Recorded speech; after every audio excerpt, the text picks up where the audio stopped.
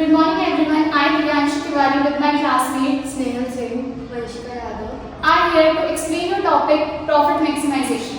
Profit maximization is a situation that deals with where TR means total revenue is greater than total cost. Profit is equal to TR minus TC. TR is total revenue and TCV is total cost. Now it deals with three conditions.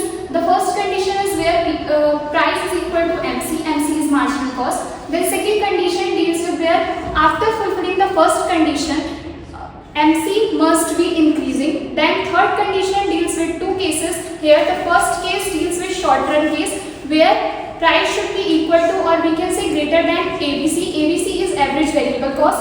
And the second case is deals with in long run where price should be equal to, or we can say greater than average cost. Now condition 1 will be explained by me. Condition number 1. That price is equal to marginal cost. Change in total revenue and total cost.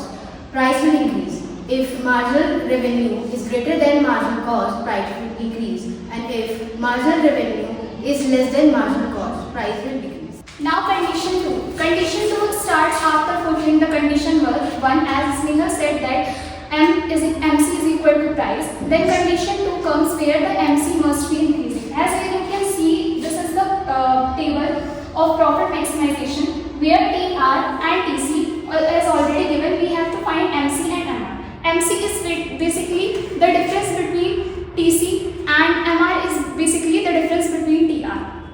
Now here you can see there are two situations. The first one is where MC is equal to 8 and MR is also equal to 8. This is when the firm is producing number of units 2. And here second condition is also there where the units of output is 4, and here is also MC is equal to 8, MR is equal to 8. But here we usually take the condition number 2 where the output is 4 units.